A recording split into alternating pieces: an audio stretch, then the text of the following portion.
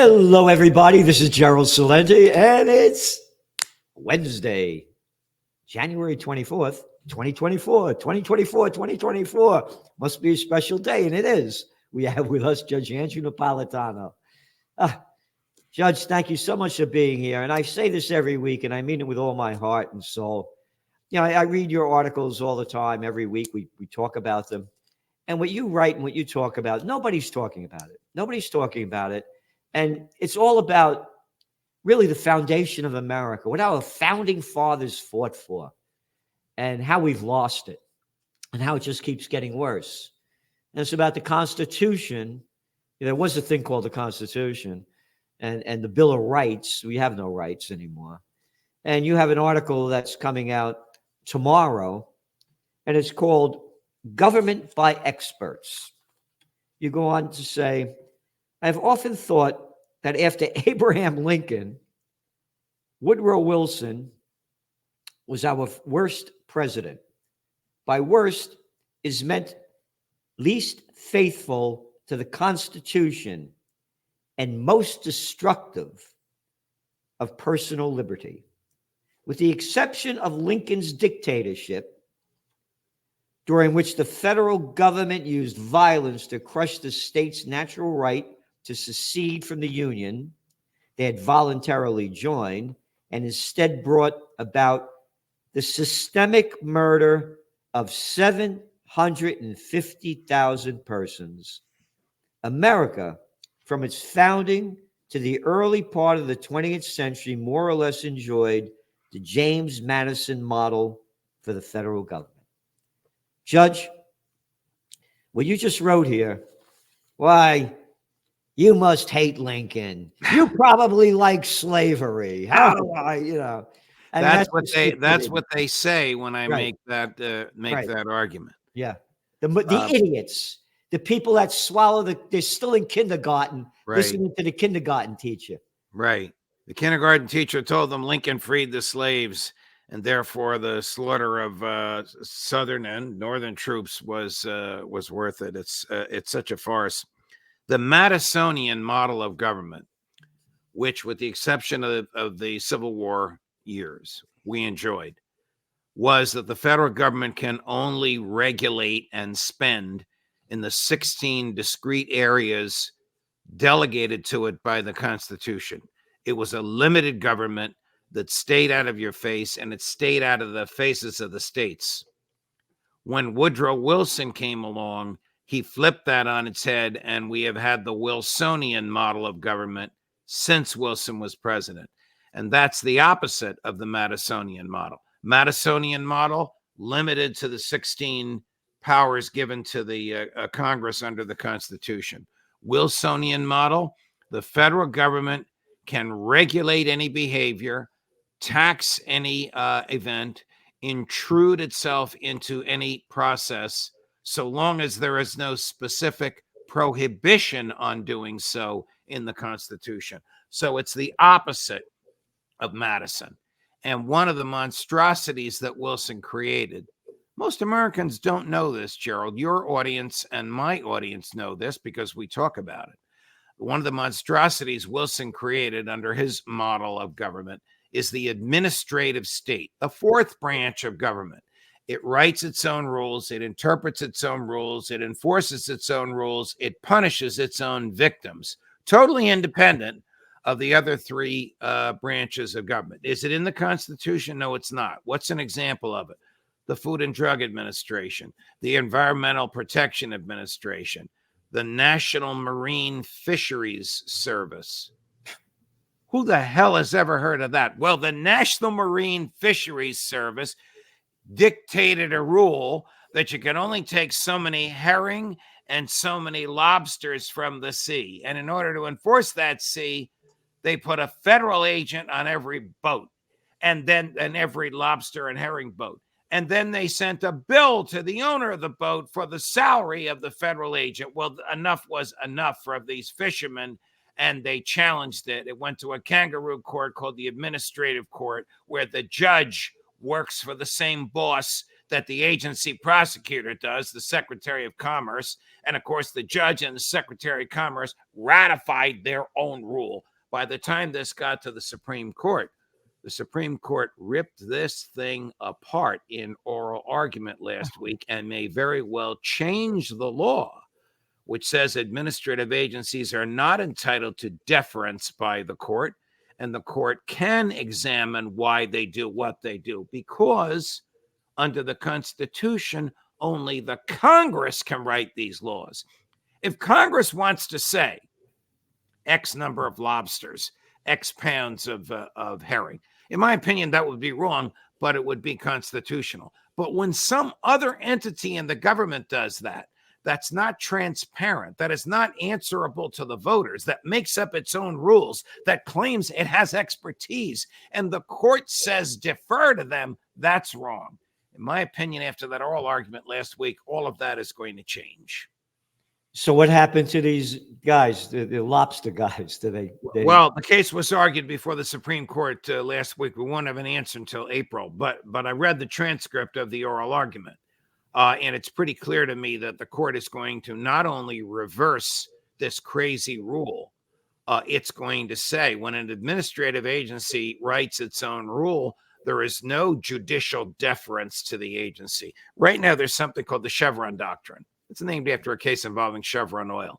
And it basically says when an administrative agency writes a rule, because they're experts, back to Woodrow Wilson, government by experts, because they're experts, because they know more about what they're writing about, lobster and herring from the sea, parts per billion of a pollutant in the atmosphere, the courts cannot second guess them, and the courts must defer to them. That's the Chevron Doctrine.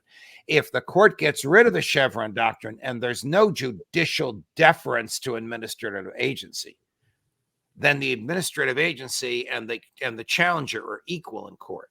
So right now, you go into court. The administrative agency doesn't have to prove its case. The challenger has to disprove the government's case. That's absurd. That's the way it is or was in the Soviet Union. Even in Russia, the government is equal to the challenger.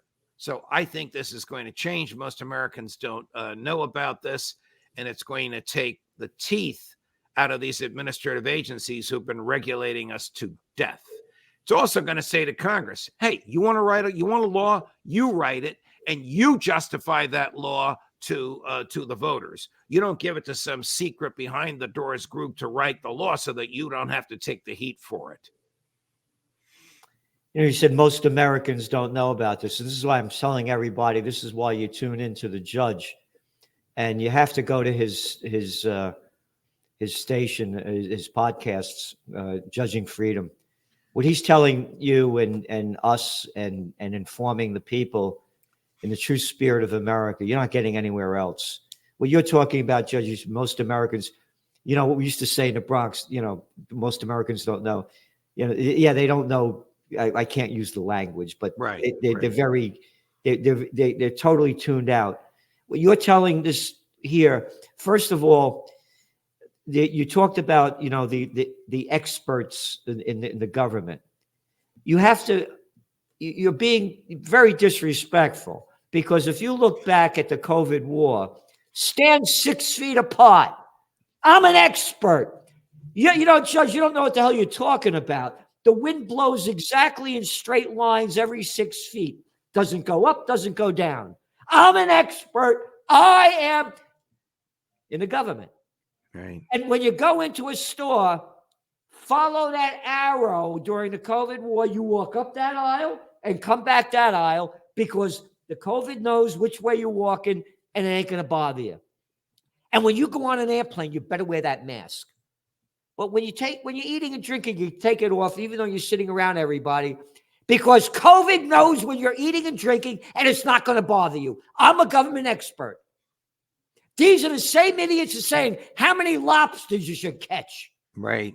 It's the same mentality. It's the same arrogance.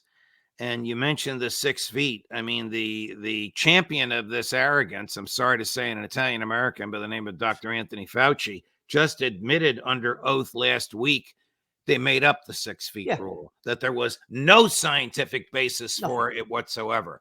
Gerald, People went to jail for refusing to follow the 6-foot rule, and it was made up. And the courts refused to second guess it because it came from experts. So everybody needs to know. Again, I was the assistant to the Secretary of the New York State Senate. I was at the top right there. The people in government are the people I couldn't stand in high school and college that wanted to be class president or head of the student council. And all these, quote, experts that work into the government system, they're bureaucrats. They're little crap heads that can't get a job in the real world, that suck into the political system, get these positions as experts, and become the most arrogant little pieces of scum on the planet. I had a guy over here at one of my buildings. You know the beautiful buildings I have. Yes. The 1763 Dr. Jensen house had a leak in the roof. So I got the guys up there fixing the roof. My staff comes over to me and says, Gerald, the building department's here. They put a stop work order up. I go over there, big sign on the door, stop work order. The guy's right there. I ripped it off. I said, what the hell is this? He said, you didn't get a building permit. I said, I'm not building anything. I got a leak in the roof. Well, the materials that you're using require a building permit. I said, you're full of crap. I said, get this in your head. I said, you're a public servant. You work for me. This is a disgrace. All you want is my money because you people don't work, and all you want to do is to keep stealing our money so you don't have to work. And what happened? I had to get a building permit, and they put a stop work order, and the guy I hired to do the work, they wouldn't work because they didn't want to get fined. Right. And again, we call them shitidiots. Yeah. They're not idiots. They're shitidiots. They're I did not know about this. This is terrible. This happened about a month ago. And I'm telling you, all the guys, after I finished, they were so happy what I did. I screamed and yelled at this guy. And I said, the taxes that I pay here, and you're doing this to me? And the guy, a little coward, Yeah. And that's what the people have to do. And that's what's lost in this country. But Gerald, here's what's lost on you. He's an expert. Yeah. I mean, this gets back to where we started. This is supposedly a government by experts, the people that they know more about holes in roofs and building materials than the rest of us do.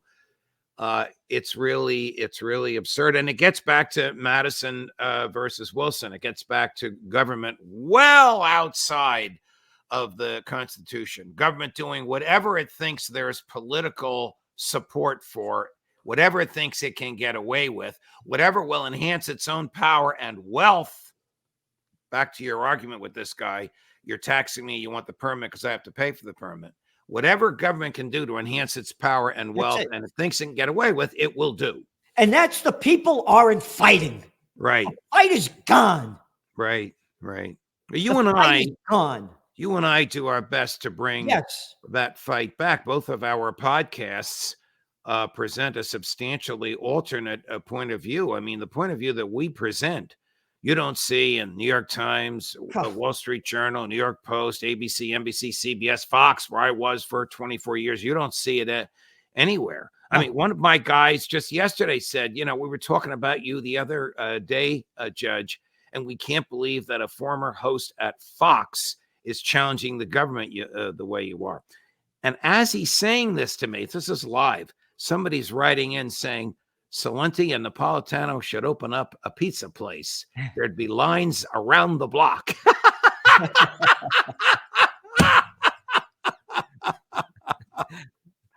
I've always wanted to own a pizza place.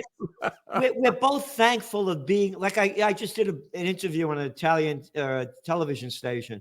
And I said, I'm a blessed man. I said, I'm a Napolitano born in the Bronx. I said, my blood is Italian, but my heart's American. If I was born in Alta Villa Pino, Vico Quenz, I wouldn't be me.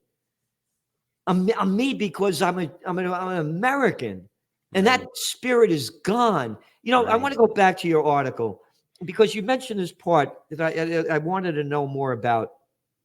You said about under this model, the federal government could only legislate, regulate, and spend in the 16 discrete areas of governance. What are those? Some of those areas? Oh, establish a navy, operate a judicial system, preserve patents, regulate interstate commerce, operate a post office. Truly federal things, not national, because a problem can be national, like COVID, but not federal. Just federal things. Those are the 16 discrete areas given to Congress.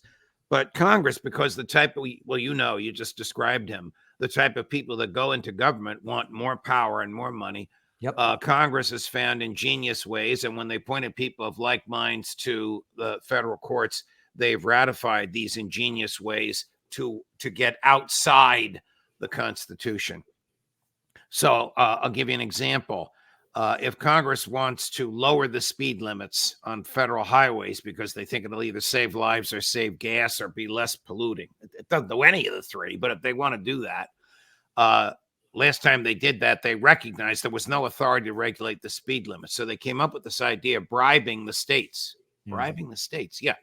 They offered hundreds of millions of dollars to all 50 states to repave the federal highways in those states, providing the states lowered the speed limits on all the roads. South Dakota said, we don't have speed limits on our highways. There's no speed limits to lower. We'll take the cash, but we're not taking the strings. They sued and went all the way to the Supreme Court. Supreme Court said, you want the cash, you take the strings. What left-wing pinko president signed that into law? Ronald Reagan. Wow. So the big government is everywhere. Yep. Government by bribery, it doesn't matter who the president is or what the party is controlling Congress. Staying outside the Constitution, fools on the hill. Great cover. Yep. Great choice, Jane. Staying outside the Constitution is standard operating procedure. Look at this clown. That's the Speaker of the House of Representatives. Oh. When he was a congressman from Louisiana, his voting record would be almost the same as yours and mine. Now that he's the Speaker of the House, he's like Nancy Pelosi. He's changed radically because he's part of the elite. He's part of the bosses. He's part of the governing team. So the world looks very different on the outside looking in than the inside looking out. This lust to dominate, to tell people how to live, to tell them how to use their own property, like with the roof on your building, to take their assets away from them. This is what we have become today, and Americans need to fight against it. This argument in the Supreme Court, little noticed, Gerald, little noticed by the mainstream press, which is why I wrote this. Yeah, I had no idea. If the outcome is the way I believe it will be, it'll be a radical reduction in the power of the federal government. It's not going to happen overnight, but it'll make a lot of these administrative agencies, like this group, Maritime Fisheries, that nobody ever heard of. Yeah. It'll make these groups not toothless, but equal to the people that they are challenging. Back I began part of my career. I was the number 2 guy running a major trade association. And I was also, before that, the government affairs specialist. And it was the chemical industry, a part of it. But anyway, I remember when OSHA began back in the 70s. Where is that in the Constitution? Nowhere. I remember when it began. I remember the fighting against it and how they just pushed it right through. Right. And now they're in total control. The guys tell me on construction jobs that OSHA's come by and they require this, require that, require this, require that, and keep breaking their chops over. The laborers, most of whom are the salt of the earth, are terrified of OSHA and of building inspectors, even when they know OSHA is wrong, because it's not an OSHA regulated project, even when they believe the building inspectors are wrong, because you're not building anything. You're just patching up a roof. So you asked me about the powers that Congress has. One of them is to regulate interstate commerce. What did that mean to Madison, who wrote it? He meant to control the movement of goods between merchants over borders.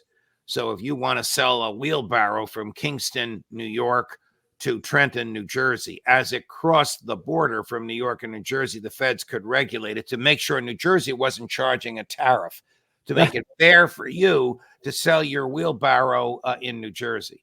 That's what it was written for. Today, the Interstate Commerce Clause allows Congress to regulate anything that would affect interstate commerce.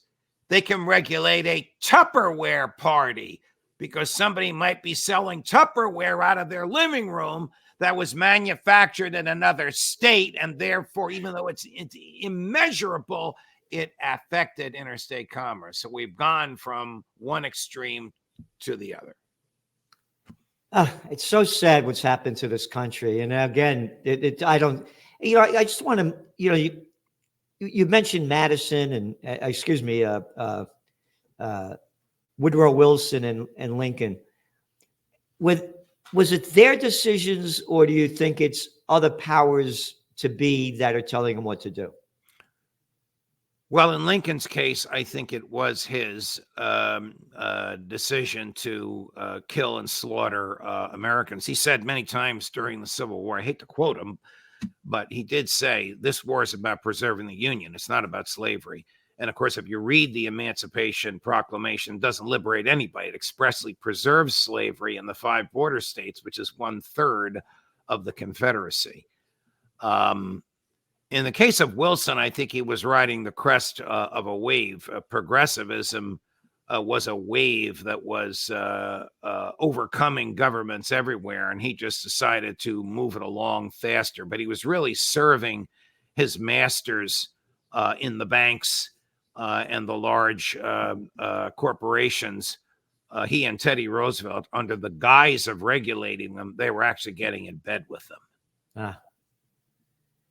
It's just so, when you look at what's happened to this country, again, when you and I grew up, there were grocery stores, hardware stores, stationery stores, drug stores, and now they're all chains. And Oxfam came out with a study. They do this every year when Davos meets. 1% of the global population, 1%, owns over almost 45% of all the global financial assets, in the equity markets and et cetera. 1% owns 43%. You know why that is? It is not the free market that has caused them to accumulate that wealth. It's central banks and government regulation. Yep. I mean, just the other day, Ron Paul had a great piece. I saw it. I mean, these people are crazy. 250 billionaires sent a letter to Davos saying, please raise our taxes. Okay. Yeah. You want higher taxes? Give the money to the government, or you give it away however you want. Ron Paul says, no, don't raise their taxes. Get rid of central banking. Yep. And you will see prosperity popping up all over the place. Yep. They will lose money because they won't be in bed with the government anymore. But the rest of us will become a lot more prosperous. Interest rates will be a function of supply and demand, not the decision of a bureaucrat in cahoots with the bankers. The super rich will no longer be getting bailouts like TARP from the federal government. They will no longer be getting cheap undermarket loans like from the Import-Export Bank, which of course comes from American taxpayers. It will be a level playing field. They'll never do it. By the way, what has the Supreme Court ruled on the constitutionality of the Federal Reserve? Yeah. Never got there. No. The case has been challenged so many times, it's never gotten to the Supreme Court. Scalia told me, God rest his soul, he thought that the concept of paper money and the concept of the Federal Reserve would be found unconstitutional. Didn't get to the court. You know, Judge, before we go, I want to tell people about your podcast that you do. The people you have on are phenomenal. And Judging Freedom, and you could go to this site. Just give us a quick wrap up of some of the things that you've been talking about in the. Well, Colonel Douglas Macgregor was a senior advisor to the Trump Defense Department the last 2 years of Trump's presidency. Is one of our principal go-to guys, a champion against American empire and American exceptionalism, a champion of bringing the troops home. Scott Ritter in the same category, hands-on chief weapons inspector for the UN, conversant with the many European leaders, for many of whom he has no respect whatsoever, but gives us great insight into the way they think. Professor John Mearsheimer, one of the foremost political theorists of our era, about how all of our battles overseas and all of our troops overseas are consuming us, much like the Roman Empire felt. Professor Jeffrey Sachs of Columbia University, a liberal Democrat, but on foreign policy, as anti-neocon and as strong an argument of bringing the troops home as you can imagine. Max Rosenthal and Aaron Mate, two young Jewish American scholars, both of whom lived in Israel. Neither of them is 40. Fierce opponents of the Netanyahu regime, fierce defender of the rights of Palestinian people. I could go on and on and on. It's gotten to the point where these top of the line people are calling me saying, "You're going to have me on this week. You're going to have me on this week." And of course I say yes, because my audience, which is not a Fox audience, it's a anti-government, anti-war, pro-peace, pro-free market audience, loves them. And they get to say what they want, and not in 3-minute Fox-like clips, but in half-hour conversations like you and I are having now. Yes, that's great. You know, anti-war, pro-peace, anti-big government. Why we should be? They should put us in jail for that. I mean, how dare we speak? Don't give them any ideas. Yeah. Actually, somebody sent me an email just yesterday saying, "We hear you're going to be arrested by the federal government." So, of course, I don't, Yeah. But, Judge, thanks so much.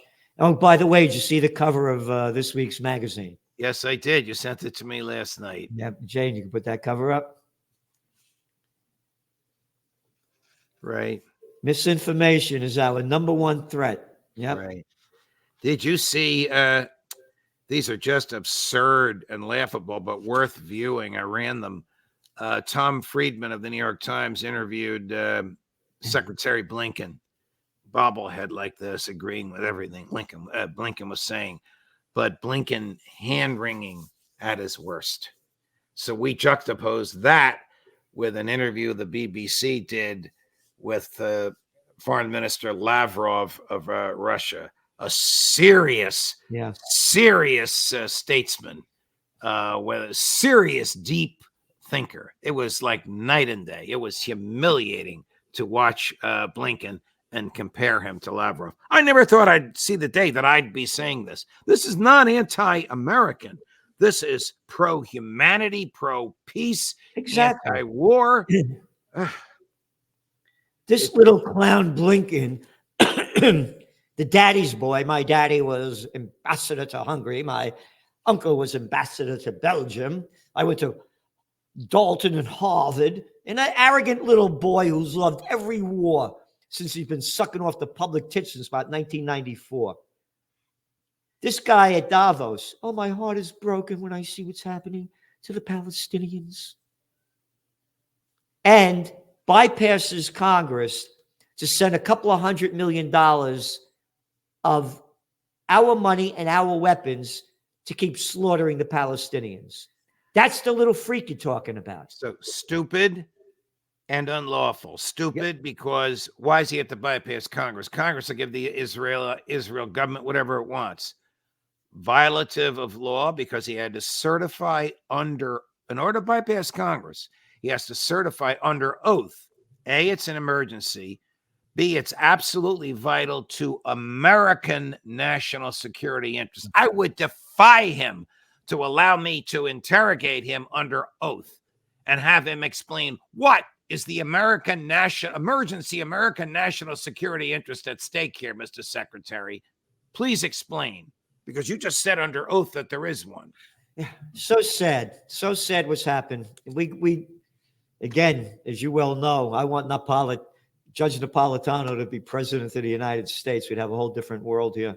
Yeah. Judge, thank you. By the way, Max Blumenthal challenged Bobby Kennedy to a debate on Israel with me moderating the debate. I said, of course, I'll do it at the drop of a hat. You could sell tickets to that.